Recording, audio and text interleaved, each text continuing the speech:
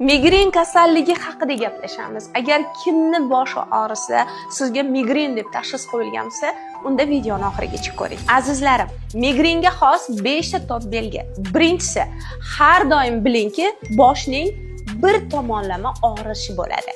Ya'ni, agar sizda ikki tomonlama og'riyaptimi, bu migren emas. Ikkinchi belgi, bunaqa bemorlar, ya'ni migren kasalligi bor bemorlarda dastlabki avralar bo'ladi. Bu nima degani? Ya'ni bemor 2 soatdan keyin yoki ma'lum bir vaqtdan keyin pristupsimon bosh og'rig'i boshlanishini sezadi. Kimnidir og'iz ta'mi o'zgaradi, kimnidir quloqida shovqin eshitiladi, kimnidir ko'zlarida yulduzchalar yoki kichik chaqmoqchalar o'tgandek bo'ladi. Va bundan keyin yarim soat yoki 1 soat o'tgandan keyin pristupsimon, xuruchsimon bosh og'riqlar boshlanadi. Azizlarim, faqatgina migren kasalligi pristupsimon kechish xos bo'ladi. Ya'ni qanday? Kimlardadir 2 soat, kimlardadir 4 soat, kimlardadir 1 sutkagacha davom etishi mumkin va remissiyalar bilan davom etadi. Pristup beradi, 3-4 kun ahvoli yaxshilanadi.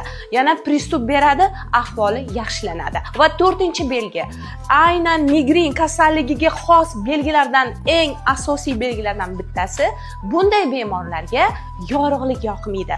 Yorug'likda, quyoshda va svetda o'zini yomon his qiladi. Qorong'u xonaga kirib, eshikni bekitib oladi. 5-eng muhim top belgilardan bittasi, bu bemorlarda bosh og'rig'idan keyin qayd qilish va qayd qilishdan keyin yengillashish kuzatiladi. Azizlarim, agar men sanagan 5 ta belgining hattoki 3 tasi sizda bor bo'lsa, demak sizda migren bor. Faqat migren kasalligini ko'p yillar tajribaga ega bo'lgan professional nevropatologlargina davolay oladi.